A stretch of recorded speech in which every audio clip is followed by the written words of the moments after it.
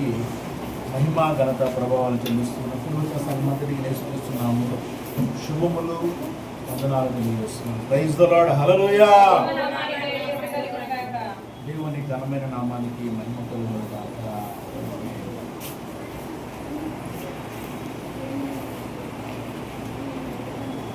దేవుని స్తోత్రములు. చూడండి, యేసుక్రీస్తు ప్రభువారు ఆయన బోధ చేస్తున్నటువంటి సమయంలో ఆయన బోధ చేసేటప్పుడు అందరికి ఎలా ఉందంటే ఇదేదో కొత్తగా ఉంది అని అనిపించింది. బోధ వాళ్ళందరికీ వినేవాళ్ళకి ఎలా అనిపించిందంటే కొత్తగా ఉంది. ఇంతకుముందు ఎవ్వరూ కూడా ఇలా చెప్పలేదే, మన శాస్త్రులు ఎవరో చెప్పలేదు, ఇలాగా మన పరిశీలు ఎవరో చెప్పలేదు. నిజమే కదా. వాస్తవానికి యేసుక్రీస్తు ప్రభు వచ్చేంత వరకు కూడా వాళ్ళందరూ పాపము, అంటే ఆయన వచ్చి బోధించేంత వరకు అందరూ పాపంలో ఉన్నారని ఎవరికి తెలియదు. ఈరోజు తెలుసా అందరికీ పాపంలో ఉన్నారని? పాపంలో ఉన్నారని తెలుసా అందరికీ?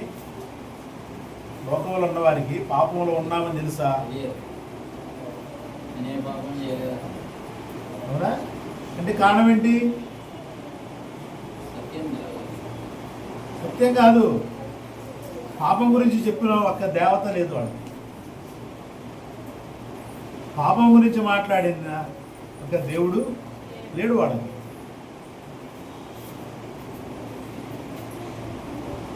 నేను పరిశుద్ధుణ్ణి, మీరు పరిశుద్ధులుగా ఉండండి చెప్పారు ఎవరన్నా వాళ్ళకి? మనకు తెలుసు క్రైస్తవులకి. ఎందుకు?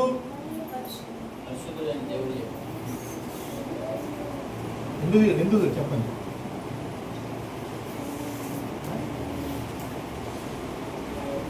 మనకి ఎలా తెలుసు?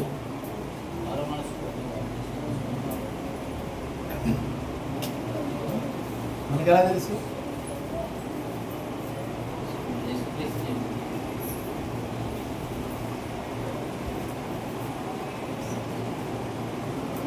తన కృపను బట్టి ఆయన మనకు తెలియజేసింది. నేను పరిశుద్ధుడిని కనుక మీరు పరిశుద్ధులే.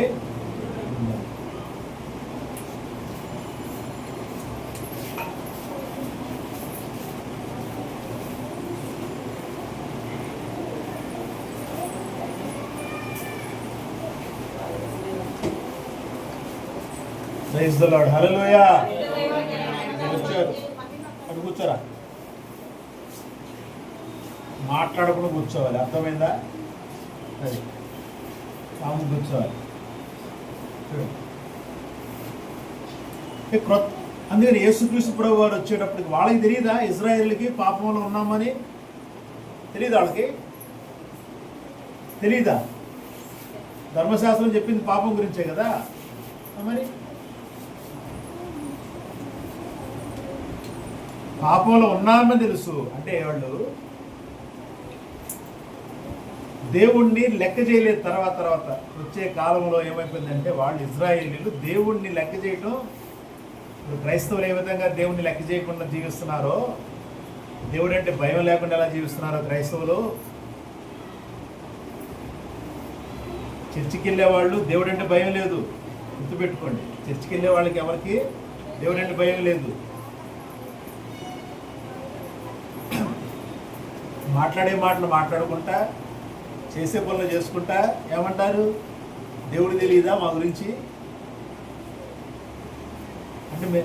అంటే మనం చేసేదంతా ఆయనకు ముందే తెలుసు కాబట్టి ఆయన వల్లే మేము చేస్తున్నాం అంటారు. మరి ఇంకో మాట ఏమంటారు? ఆయన వల్లే. ఆయన చెయ్యొద్దని చెప్పినాడు చేపిస్తాడా? Praise the Lord. హల్లెలూయా. చెయ్యొద్దు అని చెప్పినాడు చేపిస్తాడా? మరి ఎక్కడి నుంచి వచ్చింది ఆ మాట? ఎక్కడి నుంచి వచ్చింది? చేయించేవాడి దగ్గర నుంచి వచ్చింది. చేయించేవాడు చలామణి అవుతున్నాడు దేవునిగా వాడు. అంటే దేవుడు అవ్వాలనుకున్నాడు, పరలోకంలోనే అవ్వాలనుకున్నాడు. దేవునికి పైగా ఉండాలనుకున్నాడు. ఎవరికి పైగా? దేవుని చేత సృష్టించబడిన వాడు దేవునికి పైగా వెళ్ళాలనుకున్నాడు. ఇలా ఉన్నా వాడికి మైండ్ ఉందా అలా ఆలోచించ చేయడానికి? దేవుని మహిమలో నుంచి వచ్చాడు వాడు. దేవుని కంటే మహిమ ఎక్కువగా ఎలా పెంచుకుంటాడు వాడు? వాడు ఏదైనా సరే, ఇప్పుడు ఈ వస్తువు ఇది ఏ పదార్థమో ఆ పదార్థం ఎక్కువ ఎంతో ఉంది, అందులో నుంచి ఒక పార్ట్ అదంతే. నా వల్లే ఆ పదార్థం ఉందంటే అలా దీన్ని మనం ఒప్పుకోవచ్చా? అలాంటి మాటల్ని. అందుకని యేసుక్రీస్తు ప్రభు వారు వచ్చి ఆయన బోధించేటప్పుడు ఇదేది కొత్తగా ఉంది, ఇది మేము ఎప్పుడు వినలేదే ఈ బోధ. ఈరోజు కూడా చాలామందికి కొన్ని విషయాలు చెప్పామనుకోండి లోతైని, ఇది ఎవరు చెప్పలేదు ఇప్పుడు దాకా, నువ్వెలా చెప్తున్నావు? ఎవరు చెప్పలేదు ఇది, నువ్వెలా చెప్తున్నావు? క్రిస్మస్ లేదని ఎలా చెప్తున్నావు? గుడ్ ఫ్రైడే లేదని ఎలా చెప్తున్నావు? సమరయ స్త్రీ విగ్రహారాధన చేసిందని ఎలా చెప్తున్నావు? సమర స్త్రీ 5 పెళ్లి చేసుకుంది. ఆయన 5 పెళ్లి చేసుకోలేదు బాబు. 5 దేవతలకి తన్ను తాను అర్పించుకుంది. నాకు పెళ్ళొద్దేమొద్దు, మీరే నా భర్తలని చెప్పి ఆ దేవతలకి ఆమె అర్పించుకుంది. మన దేశంలో కూడా చాలామంది ఆడవాళ్ళు ఉన్నారు పాతకాలంలో పెళ్లి లేకుండా శ్రీకృష్ణుడిని అంటే ఆత్మీయ భర్తగా స్వీకరించి ఆయన ఆరాధన చేసుకుంటూ వెళ్ళేవాడు. అంటే కాదు, తప్పు బోధ. కొత్త బోధగా తీసుకోలేకపోతున్నారు, ఎవరు చెప్పని విషయాలుగా తీసుకోలేకపోతే కారణం ఏంటంటే వాళ్ళకి దేవుని యొక్క ఆత్మ ద్వారా విషయాలు తెలియబడలేదు. వాక్యములో ఉన్నది కూడా వాళ్ళు అర్థం చేసుకోలేకపోయారు. అందుకని క్రొత్తదిగా ఉంది. యేసుక్రీస్తు ప్రభు వారి బోధ కూడా క్రొత్తదిగా ఉంది. సరే, ఇకపోతే మన యొక్క జీవితంలో యేసుక్రీస్తు ప్రభు వారు కొన్ని మాటలు చెప్పాడు, చాలా ఉపమానాలు చెప్పారు. చూడండి, మత్తయి సువార్త 9వ అధ్యాయం.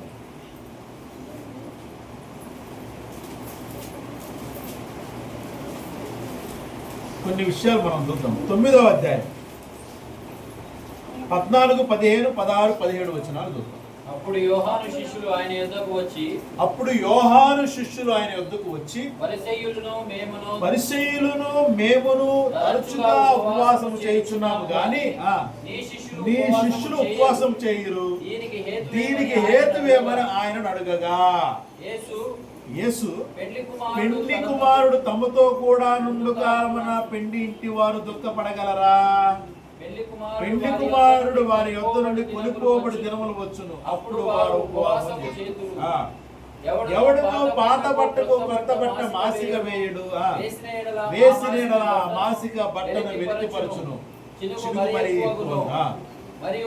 మరియు పాత తిత్తులలో కొత్త ద్రాక్షారసం పోయరు, తిత్తులు పిగిలి ద్రాక్షారసము కారిపోవు, తిత్తులు పాడగు.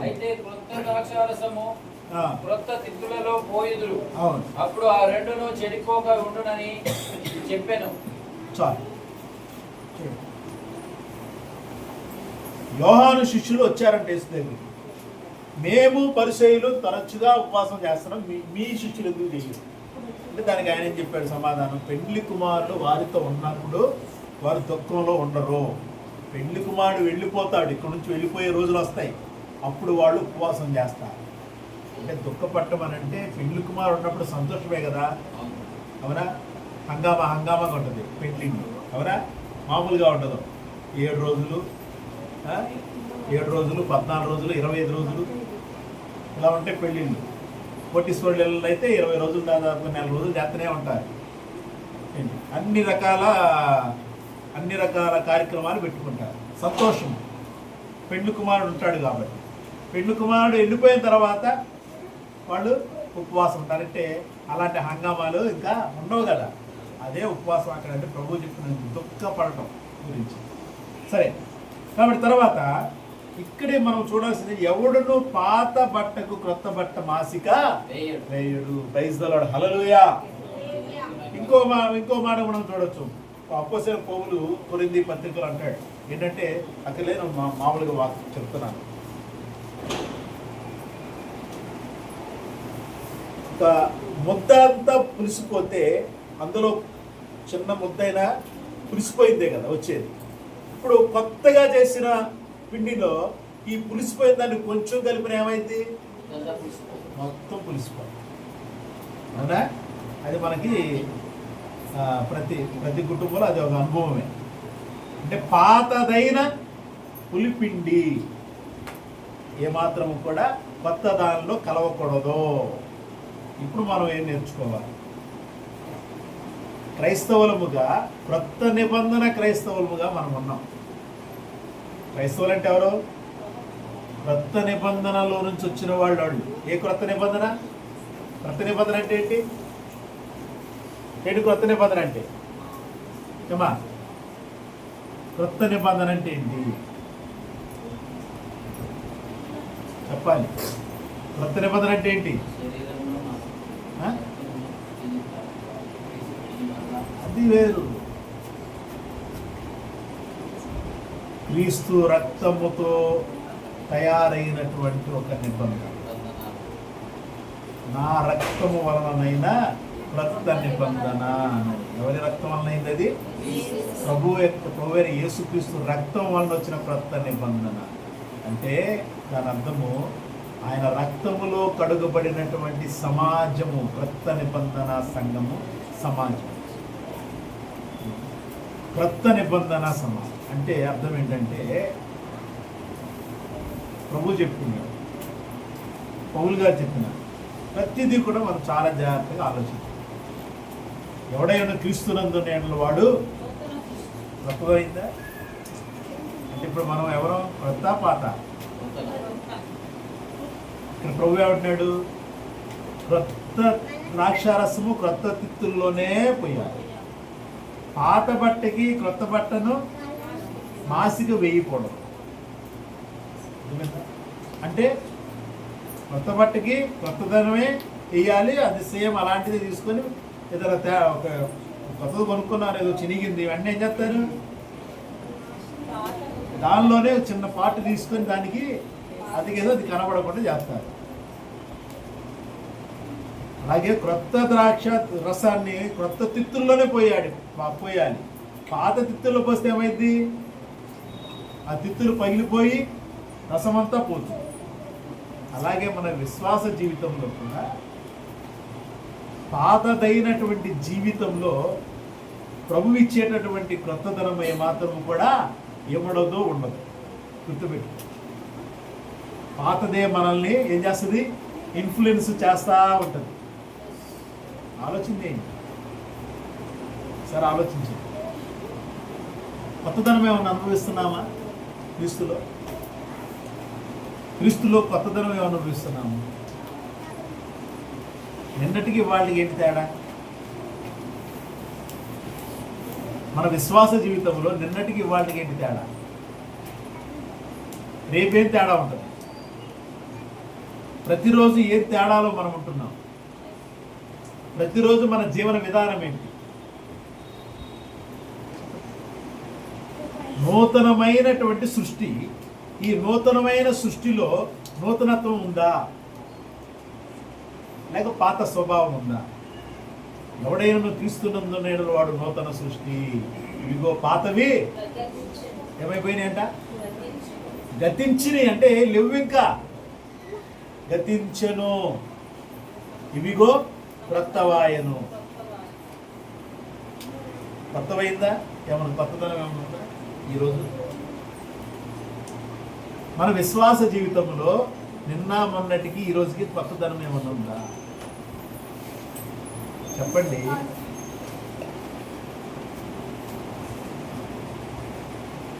అందుకని బోధ వినేవారికి ఎలా ఉందంట? కొత్తగా ఉంది. ప్రభు చెప్పింది అది, యేసుక్రీస్తు ప్రభు వారు. ఈ మాటలని చెప్పేసరికి వాళ్ళకి అర్థం కాల. శిష్యులకి కొంతమందికి అర్థమైంది, అందరికి అర్థం కాల.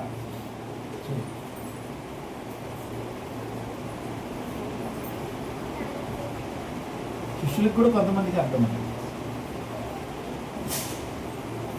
క్రొత్త నిబంధన, నా రక్తము వలనైన క్రొత్త నిబంధన, నన్ను జ్ఞాపకము చేసుకోవడానికి దీనిని చేయండి.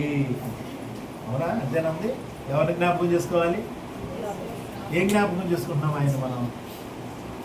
ప్రభు అయిన యేసుని ఏం జ్ఞాపకం చేసుకుంటున్నాం చెప్పండి? ఆయన జీవన విధానాన్ని జ్ఞాపకం చేసుకుంటున్నామా? చేసుకోండి. ఆయన ఏం చెప్పాడో దాన్ని జ్ఞాపకం చేసుకుంటున్నామా? చేసుకోండి. ఏం జ్ఞాపకం చేసుకుంటున్నాము? ఒక్కటే మనం జ్ఞాపకం చేస్తుంది. అంటే ఆ టైంకి ఒకటే జ్ఞాపకం చేసుకుంటున్నాం. నువ్వు సిలువ మీద మరణించావు, రక్తం చిందించావు, అంతేనా? సిలువ మీదకి వెళ్ళడానికి ఆ లోపు ఆయన ఇంకేం చేయలేదా చెప్పండి? ఆయన ఏం చేయలేదా? మత్తయి సువార్త ఒక ఆజ్ఞ ఇచ్చాడు కదా ప్రభు. ఏం ఆజ్ఞ ఇచ్చాడు లాస్ట్లో? మత్తయి సువార్త చివరి అధ్యాయం లాస్ట్లో ఏమి ఇచ్చాడు చెప్పండి? చెప్పండి.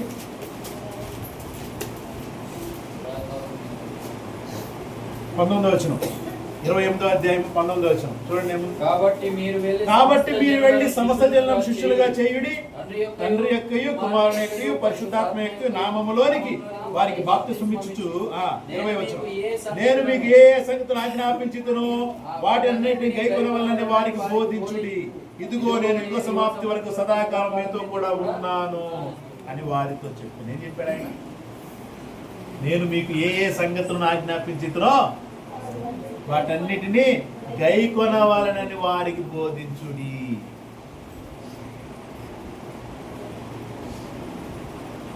ఆయన ఏ సంగతులు ఆజ్ఞాపించాడు అంటే అందరినీ ఏం చేయమన్నాడు ఆయన? సమస్త జనులను శిష్యులుగా చేయుడు. శిష్యరికం అంటే ఏంటి? శిష్యరికం అంటే ఏంటి చెప్పండి? నేర్చుకోవటమా, నేర్పించటమా?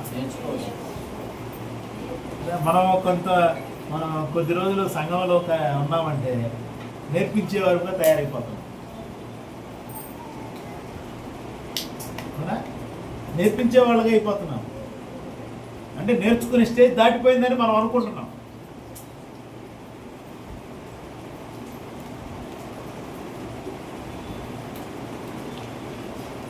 3.5 సంవత్సరాలు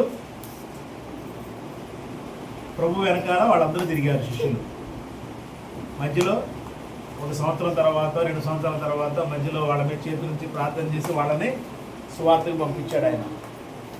వాళ్ళు వచ్చి సంబరంగా వచ్చారు, సంబరపడుతూ, ప్రభువా మేము మాట్లాడితే దయ్యాలు పోతున్నాయి, మేము మీ నామంలో అద్భుతాలు జరుగుతున్నాయి అంటే ఆయన అంటాడు,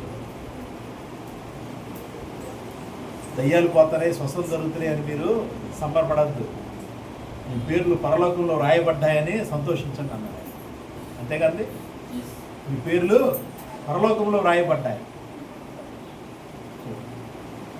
అంటే మనము ఎక్కడ ఆగిపోతున్నామంటే స్వస్థత దగ్గర ఆగిపోయాం, అద్భుత కార్యాల దగ్గర ఆగిపోయాం, పరలోకం గురించి మర్చిపోయాం. అందుకనే ప్రభువు చెప్పినటువంటి జీవన విధానాన్ని మర్చిపోయాం. ప్రభు చెప్పిన జీవన విధానాన్ని మర్చిపోయాం కాబట్టి ఇంకా వాటి దగ్గరే ఉన్నాం మనం. ప్రభు చెప్పినటువంటి, ఆయన నడవమని చెప్పినటువంటి ఆ యొక్క ఆజ్ఞలు కానీ, ఆయన బోధలో కానీ మనం ఉన్నట్లయితే అసలు వాటి విషయంలో సంతోషమేమీ ఉండదు, సంబరమే ఉండదు. అంటే కొన్ని జరిగేసరికి ఏమవుతుందని అంటే, పక్కన వాళ్ళు ఉంటారు కదా, మన విశ్వాసులు ఏమంటారు? అద్భుతాలు జరిగినాయి, అయ్యగారు ఇన్ని అద్భుతాలు జరిగినాయి, వెంటనే మనము మీటింగ్ పెట్టాలి. అయ్యగారు ఇన్ని అద్భుతాలు జరిగినాయి, వెంటనే మనము తీసి ఇవన్నీ యూట్యూబ్లో పెట్టాలి. అవునా కదా? అంటే అక్కడ ఏమవుతుంది? సేవకుడు ఘనత పొందుకుంటున్నాడు. ఆ ఘనత పొందుకొని ఆ ఘనత అందరికీ తెలియపడాలని ఏం చేస్తున్నాడు? ఎస్, మీరు అన్నట్టే వెళ్ళిపోతున్నాడు. అప్పుడు ఏమవుతుంది? ఫలానా పాస్టర్ గారు తర్వాత ప్రచారం ఎలా జరుగుతుంది? ఎలా సాగుతుంది? రండి, స్వస్థత పొందండి, రండి, అద్భుతాలు పొందండి. ఇక్కడ తప్ప ఇంకెక్కడ అద్భుతాలు అంటారు విశ్వాసులు వెళ్ళి. ఇప్పుడు ఎక్కడ జరుగుతున్నాయండి అద్భుతాలు? ఇక్కడే. అద్భుతాలు చేసేవాళ్ళు కంటికి కనపడకుండా అనేక మంది గ్రామాల్లో ఉన్నారు. అనేక మంది గ్రామాల్లో అద్భుతాలు జరుగుతున్నాయి. సువార్త ప్రకటించడం, వాడు మారు మనసు పొందుకోవటమే అద్భుతం. అంతకు మించినటువంటి అద్భుతము మనం ఇంకా ఆశించకూడదు. అంటే జరుగుతాయి, వాటి మీద మన ధ్యాస ఉండకూడదు. అది ప్రభు చెప్పినటువంటి బోధ. అందుకనే అక్కడ ఆయన అన్నాడు, అలా సంతోషించద్దు, మీరు సంబరపడద్దు, మీ పేర్లు పరలోకంలో రాయబడ్డాయి. ప్రైజ్ ది లార్డ్, హల్లెలూయా. చాలా జాగ్రత్తగా ఉండాలి. ప్రభు యొక్క బోధ, ఆ బోధ ప్రకారం జీవించడం, శిష్యరికం చేయటం, నూతనమైన స్వభావంతో ఉండవలసినటువంటి క్రైస్తవ సమాజం ఈరోజు మరలా ఏ స్వభావంతో ఉంది? అంతే కదా. బాప్తిసం తీసుకున్నప్పటికి ఇప్పటికి ఏం తేడా ఉంది చెప్పండి, ఏం తేడా ఉంది? గుర్తురాట్లేదా? బాప్తిసం తీసుకోక ముందు ఇలా ఉన్నా, ఇప్పుడు ఎలా ఉన్నా గుర్తురాదా? వస్తుందిగా. అంటే అర్థం ఏంటి? తేడా కనపడుతుందా? లేదు తేడా ఏం లేదు, ఒకేలా ఉన్నాం అనిపిస్తుందా? తేడా ఉందా?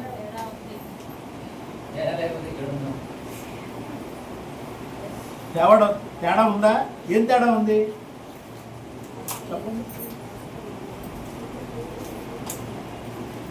మీరు అనుకుంటున్నారు తేడా ఉంది, ఇక్కడ కూర్చోవడం తేడా కాదు. జీవన విధానంలో తేడా ఉందా? జీవించే జీవన విధానంలో తేడా ఉందా? మీరు ఆలోచన చేయట్లా. మీరు అనుకుంటున్నారు ఇక్కడ కూర్చొని పాట పాడితే తేడా వచ్చేసింది, ఇక్కడ కూర్చొని వాక్యం చెబితే తేడా వచ్చేసింది, ఇక్కడ కూర్చొని ప్రార్థన అనుకూలంగా చేస్తుంటే తేడా వచ్చేసింది. కాదు, నువ్వు జీవించే జీవన విధానంలో తేడా ఏమొచ్చింది, అది కావాల్సింది. ప్రైజ్ ది లార్డ్, హల్లెలూయా. అర్థమైందా? ఏంటండి, ఇప్పుడు ఉదాహరణ చెప్తా. బాప్తిసం లేకముందు కష్టపడి సంపాదించాడు, బాప్తిసం తర్వాత కష్టపడుతున్నాడు. ఏంటి తేడా? ఏమైనా తేడా ఉందా? అంటే ఆ పని చేసే విషయంలో ఏముంది? సంపాదనే కనపడుతుందిగా. బాప్తిసం లేకముందు ఒక కులంలో ఉన్నాడు, బాప్తిసంతో వచ్చిన తర్వాత అదే కులంలో ఉన్నాడు. ఏం తేడా ఉంది?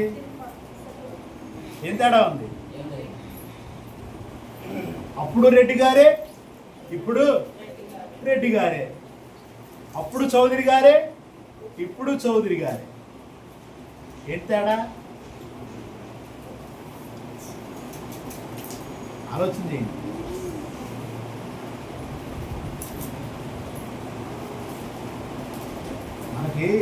మనం ఏమనుకుంటున్నామంటే అదే ఒక మాట చెప్తారు, బావిలో కప్ప అదే లోకం అనుకుంటుంది. అవునా? బావిలో కప్ప ఏమనుకుంటుంది? అదే లోకం అనుకుంటుంది. అక్కడి నుంచి బయటకు వస్తేనే కదా లోకం ఎంతో ఉందని కనపడేది.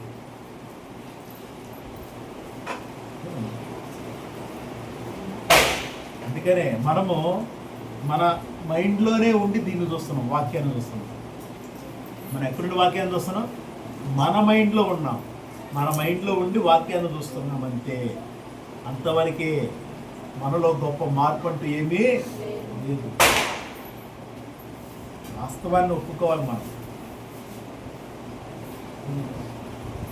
మనలో కొన్ని మార్పులు ఉంటే ఉండొచ్చు, బట్ కానీ మారవలసిన స్థితిలో ఇంకా మనం మారలేదు. అవునా? ఇక్కడ కూర్చుంటే మనలో మార్పు వచ్చేసింది, ఇక్కడ మనం ప్రార్థన చేస్తుంటే వచ్చేసింది. దేవుని ఆత్మాభిషేకము, ఆ అభిషేకములో ఉన్నటువంటి ఆ స్థితి వేరు. ఎప్పుడు ఆత్మలో ఉంటావు, నీలో మార్పు అంటే అదే. అంతకుముందుకి ఇప్పుడు తేడా. ప్రైజ్ ది లార్డ్, హల్లెలూయా. అంతకుముందుకి ఇప్పుడు తేడా ఏంటంటే, అంతకుముందు ఆత్మ అంటే ఏంటో తెలియదు, అంతకుముందు వాక్యం అంటే ఏంటో తెలియదు. ఇప్పుడు ఏంటి తేడా? దేవుని ఆత్మలో ఉంటావు, వాక్యంతో ఉంటావు. ఇది తప్ప వేరొక లోకము లేదు, వేరొక జీవితం లేదు అనుకుంటావు. ఓకే, నీ పని నువ్వు చేసుకోవాలి. కానీ అదే ధ్యేయం కాదు, అదే ధ్యేయం కాదు, అదే లక్ష్యం కాదు, అదే గురి కాదు. అందుకని అంటే మన ప్రార్థన, మన ఆత్మీయ జీవితము దీని మీదే ఉండాలి. ఎప్పుడైతే దేవుని వాక్యము, దేవుని ఆత్మ, దేవుని నడిపింపు మీద ఉంటుందో అప్పుడు ఈ లోకములో మనకంటూ ఒక ప్రత్యేకమైన స్థానం దేవుడిస్తాడు. అంతేకాదు మనం ప్రత్యేకించబడినటువంటి స్థితిలో ఆయన మనల్ని చూసి మన పట్ల ఆయన కార్యాలు చేయడం ప్రారంభిస్తాడు. మనం అది గుర్తించాలి. అందుకనే పాత తిత్తుల్లో కొత్తది వేయకూడదు, ఉండవది. అందుకనే పాత జీవన విధానంలో ఉన్నాం కాబట్టి క్రొత్తదైన దేవుని వాక్యము, ఆత్మ మనలో ఉండట్లేదు. అవి ఉండాలంటే ఇదిగో సమస్తము కొత్తవాయను. ఊరికెళ్ళలేదు ఆ మాట. ఎవడైనా క్రీస్తునందుని వాడు దేవుని నూతన సృష్టి. నూతన సృష్టి, నూతన సృష్టి. నూతనంగా చేయబడ్డా నువ్వు క్రీస్తులో. ఆదాము పాత సృష్టి. ఆదామును పోలినటువంటి క్రీస్తు ద్వారా మరలా మనం నూతన సృష్టి వచ్చి చేశాడు ఆయన.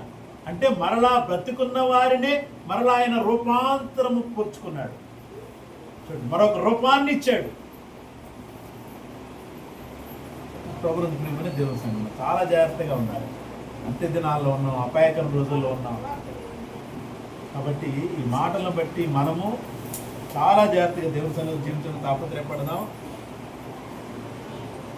నూతనమైనటువంటి జీవన విధానం అసలు అంటే ఏంటో తెలుసుకోవడానికి తాపత్రయపడాలి. మనం వాక్యం చదువుతుంటే ఆ వాక్యములో ఉన్నటువంటి గుణ లక్షణాలలో మనం నిలబడటానికి తాపత్రయపడాలి. ఏదో చదివాం కదా అంటే కుదరదు. వాక్యం చదివాడు, కీర్తన భాగం చదివాడు, ఉపయోగం లేదు. అందులో ఉన్న మాటలు ఉంటాయి. చివరి మాట ఏముంది? 25 వచనంలో దయగల వారి ఎడల దయ చూపించుదువు, యథార్థవంతుని ఎడల యథార్థవంతుడిగా ఉందువు. అఫ్కోర్స్ అది కూడా మాట ఉందిలేండి. నువ్వు దయార్థ హృదయం గల వారి దయ చూపిస్తావు, కఠినమైన వారి ఎడల కఠినంగా ఉంటావు అనేది కూడా ఉంది. ఓకే, అంటే మనం అంటే నేర్చుకోవాలి వాళ్ళు. ఇప్పుడు వాళ్ళు ఏం నేర్చుకోవాలి? నేను దయగా ఉంటే నా పట్ల ఆయన దయ చూపిస్తాడు, నేను యథార్థవంతుడిగా ఉంటే నన్ను యథార్థవంతుడిగా నిలబెడతాడు.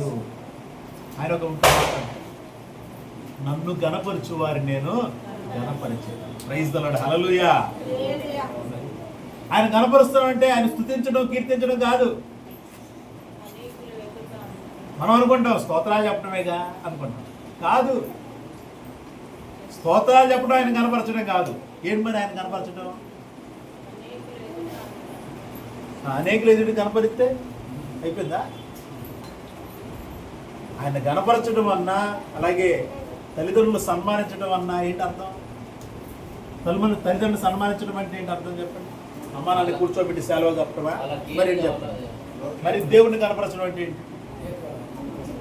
దేవుడిని కనపరచడం అంటే ఏంటి? అలాంటిదే కదా. ఆయన చెప్పిన మాట ప్రకారంగా నువ్వు చెయ్యటము, విధేయుడిగా అవిధేయతలను వదిలిపెట్టి జీవించడం, ఆయన గణపరచడం. ఆ ఘనతలో నుంచే స్తోత్రాలు వస్తాయి. ఆ ఘనతలో నుంచి ఆయన కీర్తించేది వస్తుంది. ఆ ఘనతలో అంటే నువ్వు ఏ విధంగానైతే వాక్యాన్ని బట్టి వెళుతూ ఉన్నావు అప్పుడే స్తుతించగలవు, కీర్తించగలవు, గణపరచగలవు. వాక్యాన్ని పక్కన పెట్టినా ఎందుకు కీర్తించలేమా, స్తుతించలేమా, పాటలు పాడలేమా? పాడుతున్నాం కదా, అవునా కదా? ఉన్నారు లోకంలో ఎంతమంది లేరు? వాక్యాన్ని పాటించకపోయినా పాడేవాళ్ళు లేరు స్టేజీల మీద, వాక్యాన్ని పాటించకపోయినా బోధించేవాళ్ళు లేరు. కాబట్టి చాలా జాగ్రత్తగా ఉండాలి. వాక్యపు లోతులో మనం జీవించడానికి తాపత్రయపడాలి. అంత్య దినాల్లో ఉన్నాం, అపాయకం రోజుల్లో ఉన్నాం. మనము ప్రభు యొక్క ఆత్మ చేత బలముగా అభిషేకించబడిన వారిగా ఉండాలి. ఇప్పుడు ప్రభుత్వ ప్రియమైన దేవుని సంఘం చాలా జాగ్రత్తగా ఉన్నాం. అంత్య దినాలలో ఉన్నాం. గుర్తు పెట్టుకొని మర్చిపోవద్దు. దేవునితో ఎక్కువగా సహవాసం చేయడానికి తాపత్రయపడండి. మనం చదువుతా ఉంటే మనలో క్రొత్తదనం లోపలికి ప్రవేశిస్తూ ఉండాలి, పాతదైనది బయటికి పోతూ ఉండాలి. అర్థమైందా? ఇదేమి పాడైపోయే తిత్తి కాదు ఇది. మనం బ్రతుకున్నంత వరకు తిత్తి బాగానే ఉంటుంది. అవునా? ఈ తిత్తి బాగానే ఉంటుంది. ఈ ఆత్మ బయటికి వెళ్ళిన తర్వాత ఇది పాడైపోయేది. అప్పుడు కొత్తది దీనికి అవసరం లేదు. దేనికి కావాలి కొత్తది? ఆత్మకు కావాలి. చాలా జాగ్రత్తగా మాటలను బట్టి మనము దేవుని సన్నిధిలో దేవుని ఆత్మను జీవించడానికి తాపత్రయపడాలి. మోకరించి ప్రార్థన చేద్దాం. బల్లారదులో పాలు పంచుకునే వాళ్ళు దయచేసి మోకరించండి. పరిశుద్ధుడా